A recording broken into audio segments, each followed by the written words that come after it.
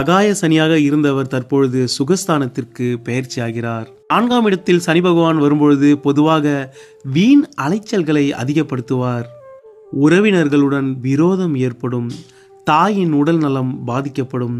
உங்கள் தேக ஆரோக்கியமும் குறையும். சனி பகவான் தற்பொழுது பெயர்ச்சியாவது உங்கள் ராசி அதிபதியின் மற்றொரு வீடான மீன ராசி என்பதை மறந்து விடாதீர்கள். சனி பகவான் உங்கள் ராசி அதிபதியின் கட்டுப்பாட்டில் தான் இருக்கிறார். எனவே அவர் உங்களுக்கு பெரிய அளவு கெடுதல்களை செய்துவிட மாட்டார். வேலை மற்றும் தொழில் விஷயமாக அதிக பயணங்களை மேற்கொள்ள வேண்டி வரும். இடமாற்றம் ஏற்படும். தாயின் உடல் நலத்தில் மிகுந்த கவனம் செலுத்துங்கள். ஒன்று போனால் ஒன்று என ஏதேனும் ஒரு உடல்நல உபாதைகள் தொடர்ந்து கொண்டே இருக்கும். நுரையீரல் மற்றும் கல்லீரல் பிரச்சனைகள் ஏற்பட அதிக வாய்ப்புள்ளது. வீடு வண்டி வாகனங்களில் செலவுகள் அதிகரிக்கும்.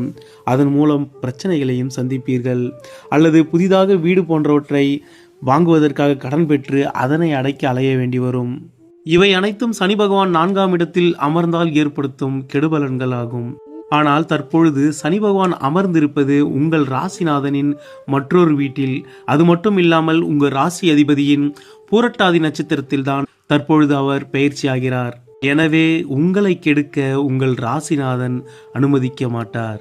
அது மட்டுமின்றி சனி பகவான் பெயர்ச்சியான 3 மாத காலத்திலேயே குரு பகவானானவர் மிதுன ராசியிலிருந்து கடக ராசிக்கு உச்ச பெயர்ச்சி அடைகிறார். அது மட்டுமில்லாமல் அவரின் 9ஆம் பார்வை மீன ராசியில் உள்ள சனி பகவானின் மீது விழுகின்றது. உச்சம் பெற்ற குரு பகவானின் பார்வை பெறும் சனி பகவானும் அந்த 4ஆம் இடமும் குருவின் பார்வையால் புனிதப்படுகிறது. இதனால் உங்கள் அலைச்சல்கள் குறையும்.